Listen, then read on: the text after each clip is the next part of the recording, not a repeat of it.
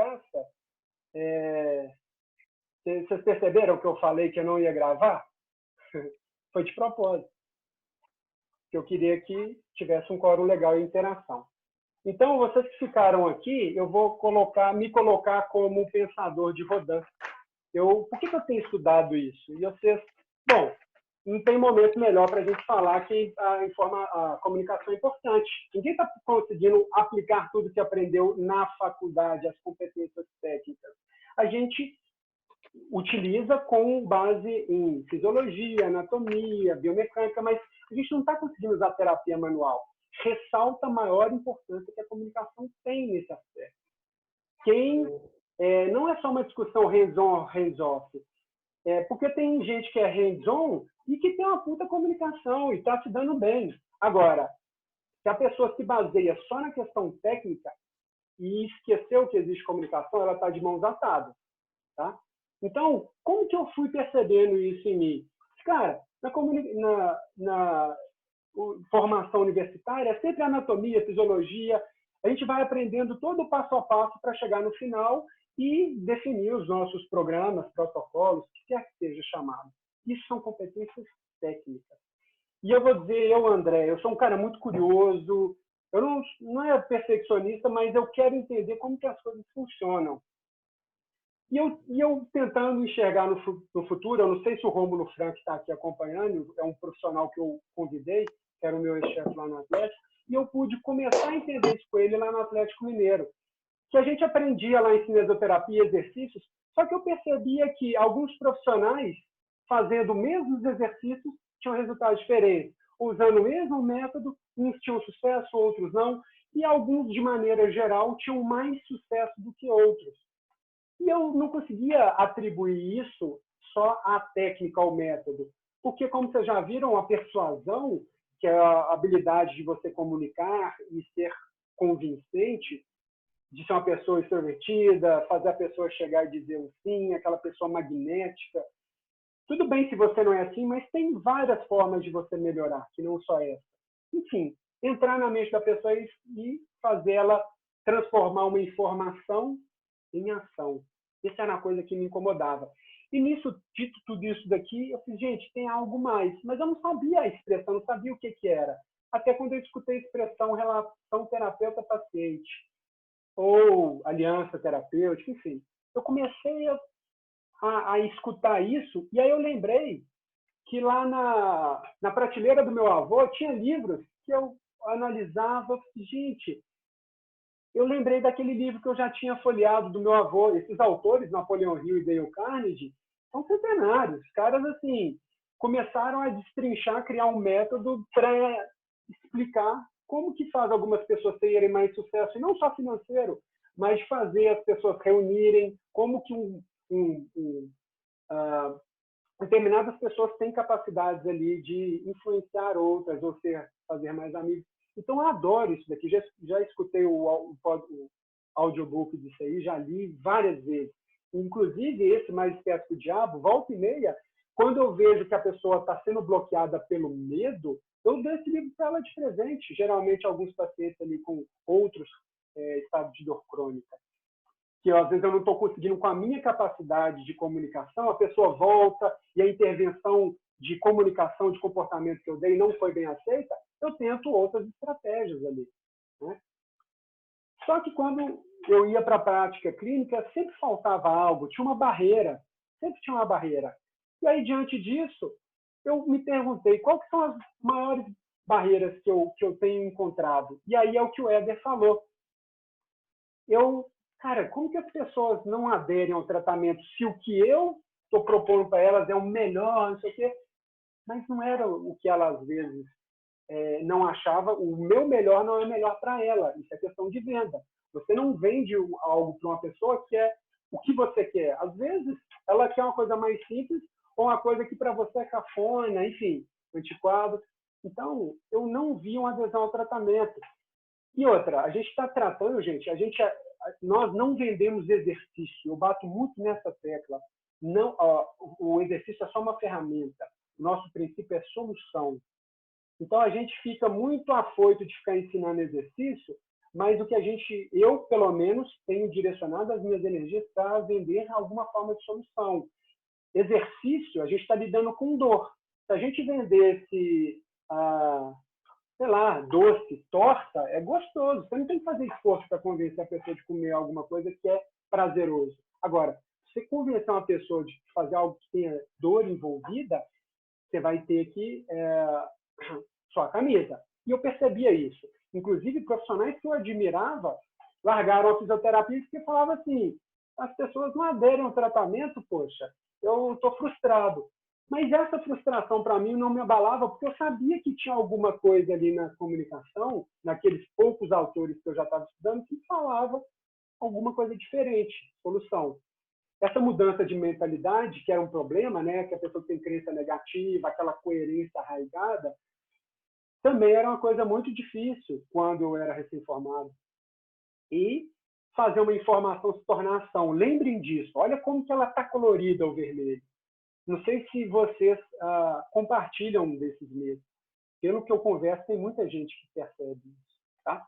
Que tem compartilha dessa inquietação. E aí, evidentemente, quando você está inquieto, você tem que buscar solução e não ficar só reclamando de todos os fatores, né?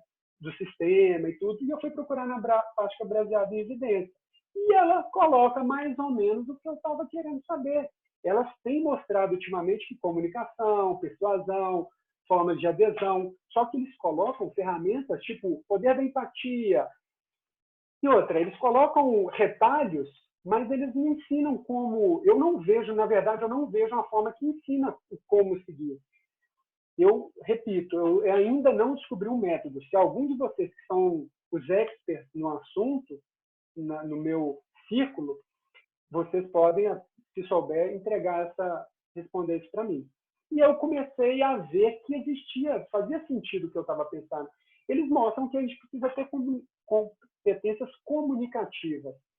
Só que, a gente não aprendeu isso. Dá medo pra caramba. O que eu vou fazer?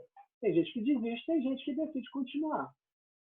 E aí, olha só, até agradeço o Ícaro, que eu não conheço pessoalmente, mas ele me ajudou, inclusive com o último artigo, O Poder das Palavras. Eu só quero mostrar aqui para vocês, gente, que tem material assim, de sobra para estudar sobre isso. Mas lembrem, você tem que ter um método que faça entender em que momento usar cada um. Essa é a minha reflexão. Então, tem ali o primeiro que fala sobre aliança terapêutica, e tem definições de aliança terapêutica.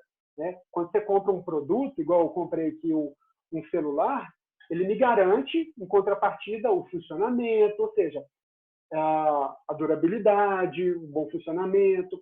Quando você vai fazer um tratamento com uma pessoa, o Liberato fala muito isso. Tem um contrato, você tem que comunicar verbalmente isso. Tem pessoas até que fazem por escrito, tudo bem. Né? Agora, verbalmente, se você começa a tratar sem ter um contrato, o que fazer, como fazer, o quanto, por quê, e entre outras estratégias de aliança, você tem uma chance de começar errado. Então, tem aqui alguns comportamentos que definem a aderência, o segundo, na esquerda. Esse terceiro, na esquerda, é hora de direcionar a atenção, além de tratar regiões do corpo. Comece a lidar com dores musculoesqueléticas baseado em 5 ações. E essas 5 ações, gente, todas elas têm comunicação envolvida. Esse artigo eu sou apaixonado com ele. E eu apresento isso para os colegas profissionais de educação física. O Márcio, se você está escutando aí, boa reunião que você pode ter com a sua equipe. E até quem gosta de analisar isso num aspecto mais neurofisiológico, ele vai saber que informações negativas ou informações neutras ou positivas têm ali o seu valor em termos neurofisiológicos. Né? Esse último, que é o Poder das Palavras, esse artigo, em 20 dias, ele é, assim, mais quente possível. E o que eles... Eu só vou adentrar brevemente nele, que eles pegaram a referência a limiar de dor à pressão, colocaram as pessoas, fizeram grupos diferentes, né, grupo todos vão fazer o mesmo exercício, mas uns vão ter, como fala, comunicação negativa. Você está errado, não faz assim.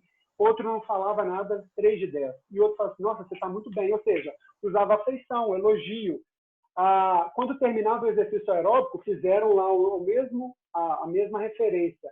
Aqueles que receberam elogios, eles tiveram um limiar mais favorável para elogios, ou seja, sentiram menos dor a referência de pressão digital ali, tá? E o que eu quero mostrar para vocês é que a gente está no caminho certo. O Mackenzie, ele reúne um pouco disso, mas o componente educacional, psicossocial, ainda está, para mim, não no ponto que ele pode chegar. E aí é natural. Você pega ali, a gente já sabe que para tratar uma dor lombar, a gente tem que fazer estratégias geralmente. A gente tem nas nossas mãos geralmente ativas e passivas, determinado agudo, subagudo, crônico. Geralmente a gente vai atuar ali com exercício de terapia manual, correto? Agora, imagina você, sabendo que você pode usar comunicações com técnica ou sem técnica. Qual que é a melhor chance de dar resultado? É óbvio que com técnica. Então, por que a gente não usa? Então, é só para mostrar essa importância. E como eu falei, gente, uma águia, ela precisa ter o equilíbrio entre as duas. Por isso que tem profissionais que tecnicamente não são bons, mas que eles performam melhor do que a gente, porque eles têm muito desenvolvido aquele componente. E aí, eu me sinto, André, um egoísta de ter muito conhecimento e não compartilhar. A gente não pode deixar vocês que são bons tecnicamente com a asa manca na comunicação. E digo mais uma vez, o MDT me mostra que eu estou no caminho certo. Tá? Então, aquela barreira que antes para mim era intransponível, eu agarrei o MDT e eu estou indo bem. Só que tem algumas barreiras que eu ainda não venci. E, dito tudo isso, eu coloco aqui o mérito todo para o Robin de ter percebido algo que foi revolucionário, e é uma das coisas que a gente mais está estudando em fisioterapia resolutiva, que é considerar regras de predições clínicas. O Pedro Fonseca, que está provavelmente vendo aqui, eu devo a você esse conceito aqui, porque você me abriu os olhos, e quando você me falou isso, eu disse, cara, é exatamente o que eu preciso, eu estou procurando regras de predição comportamentais para direcionar, como o Robin percebeu, tratamentos mais assertivos ou comunicações mais assertivas. Tem uma resposta certa? Eu ainda não sei. Mas o Robin começou assim também. Tá? Então, é só assim, ele percebeu que quando funcionava certas características num grupo e eles respondiam mecanicamente, a coisa se tornava imprevisível.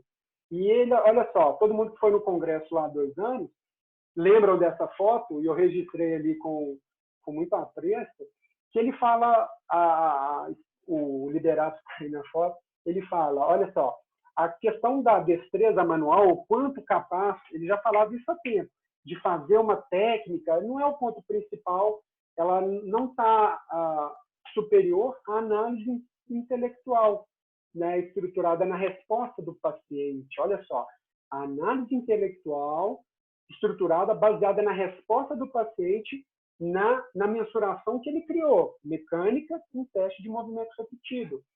Então, isso, quando eu penso isso em comportamento, quando eu vejo... eu vou entrar isso mais à frente, tá? nessa reflexão. Só acompanhe isso. A análise intelectual da resposta ali, mecânica. O que a gente precisa saber da resposta ali, na sua frente, comportamental.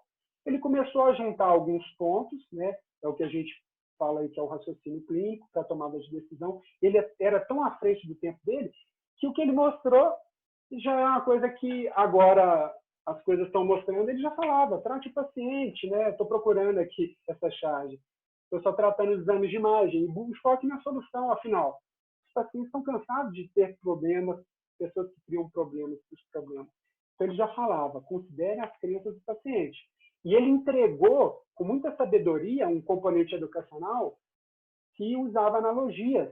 Para quem estuda comunicação, a melhor forma de se comunicar é usar coisas palpáveis ou princípios naturais do nosso dia a dia que ela faça comparar A com B. Ela já conhece A, um dedo cortado e sabe como o dedo cicatriza, ela sabe dizer que ela sabe associar que a sua informação vai se comportar da mesma maneira. Olha que genial. Só que quando a gente chega assim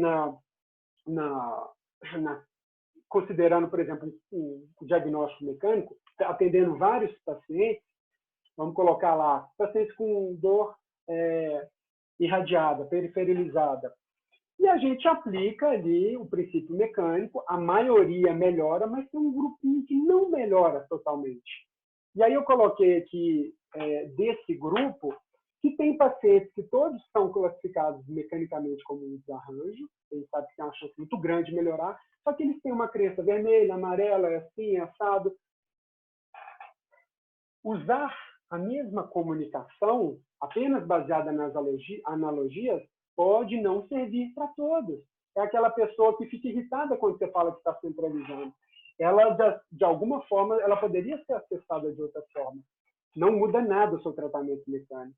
E aí eu fui percebendo que aquelas minhas inquietações, elas estavam mais brandas, eu já resolvia muito mais do que eu resolvia antes, mas elas ainda não tinham apagado com relação à adesão ao tratamento, com relação à mudança da mentalidade, nem todo mundo eu consigo, e nem toda informação a pessoa se transforma. Engajamento. E aí o Rodin pensa ali, bom, se mecanicamente há uma previsibilidade, né, a gente sabe mais ou menos como ele vai se comportar, não é o que eu tenho visto com relação a crenças e comportamentos. E eles são o mesmo, eles estão no mesmo diagnóstico mecânico nosso. E aqueles componentes educacionais que a gente aprende sabiamente, que são extremamente úteis, eles não parecem preencher todas as lacunas. E aí, mais uma vez, vamos pensar em soluções ao invés de só desistir. E aí eu adentrei um pouco no estudo de dor, não tanto, um pouco na terapia cognitivo-comportamental, com NMDA, me valeu, PNL.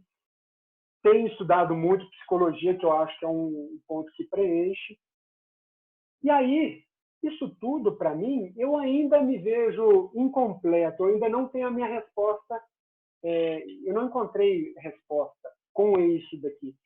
Porque, para mim, me parecem ferramentas ali pairando. E eu vou tentando usar, às vezes, no achismo, ou pensando só, por exemplo, numa linha. Como eu disse, ficar usando estudos de dor para um grupo que foi classificado mecanicamente. Entendem?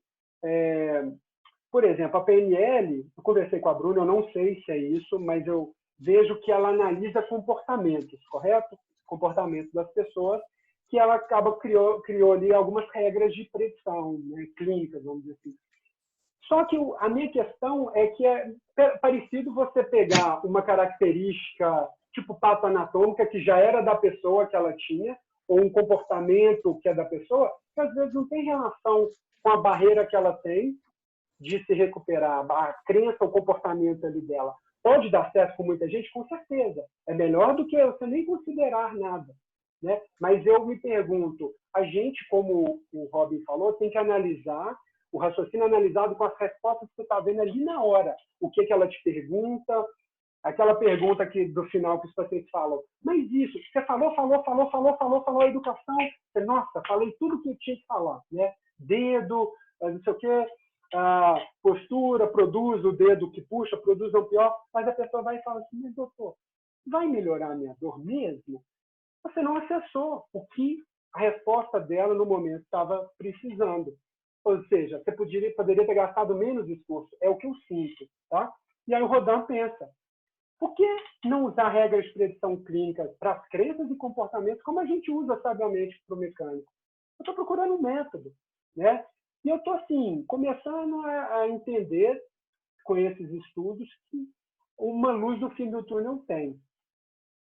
E aí, o que eu gostaria de ver, e até perguntar para vocês, se vocês conhecem, ou se faz sentido essa loucura aqui que eu estou pensando, de direcionar um diagnóstico de classificação nessas crenças, direcionando estratégias de comunicação para que você notou ali na hora. Vamos dizer assim, uma preferência direcional educacional. Imagina se tivesse, em vez de você ter que falar tanta coisa, falar uma e ter uma chance muito maior de dar certo, né? É uma reflexão que eu tive aqui com os colegas e que eu achei interessante. Então, qual que é a direção que eu tenho seguido, assim como outros têm seguido muitos estudos de dor, estudos da PNL, são todas válidas, mas lembre, você tem que direcionar para as respostas que você precisa nessa clínica. Eu tenho estudado psicologia social. O que eu quero saber com isso, que eu estou aproximando? Será que tem uma comunicação que um grupo parecido responde melhor? Será que eu consigo usar gatilhos para isso? Né? Afinal, a gatilhos é uma ferramenta, no meu entendimento. Será que tem certas pessoas que elas são mais influenciáveis com determinada estratégia de comunicação? Ou será até que a combinação, já que a gente viu que gatilhos mentais, quando combinados, geram efeitos muito mais potencializados, é mais ou menos o que eu estou chegando lá. E olha, eu estou abrindo aqui o que eu tenho pesquisado sem esconder nada. E tem pessoas que são atraídas por algo que a gente talvez ainda não saiba. Né? Eu tenho chegado em alguns pontos a respeito disso. E para fechar todo esse raciocínio, antes, se você não tem um método como o MDT, tudo parece embaçado. Eu fiz uma espécie de consultoria com alguns colegas de Belo Horizonte, eles trabalham com fisioterapia esportiva. Para quem não conhece, foi por onde eu comecei. E esses colegas, eu me via como fisioterapeuta esportivo totalmente cego para a condição de coluna vertebral. E quando você está cego, para onde você recorre? Para o modelo patoanatômico, porque é o que você aprendeu na faculdade, é o que você é mais seguro. Ou seja, pelo menos eu não vou atrapalhar a pessoa. É aquela questão da segurança.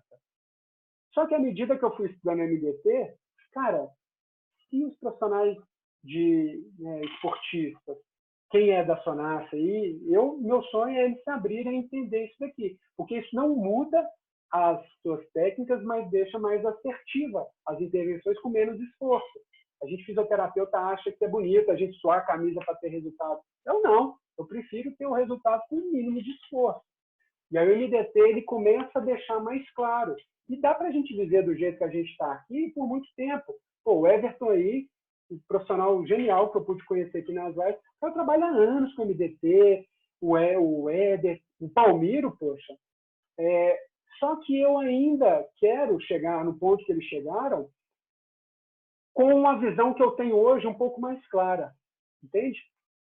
Então, eu vejo que adentrar nesse mundo da comunicação, e é o que eu vejo que o Instituto está tentando fazer, eu ainda não sei por onde, eu gostaria que toda a miopia e o astigmatismo fossem, vamos dizer, corrigidos, para que você enxergasse o que antes não enxergava, com base nos conhecimentos que você está buscando, ou novos métodos que ainda não estão sendo usados.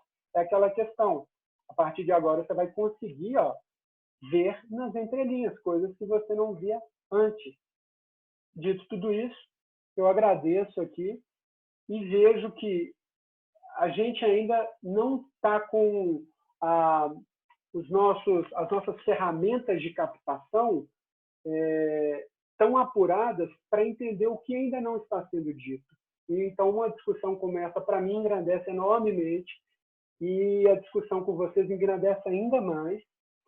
E eu já faço também um spoiler, que eu estou preparando um conteúdo online, né, e que eu ainda defino aí como comunicação assertiva. O meu objetivo é aproximar de um método, e não ficar jogando técnicas pairando no ar. Tá?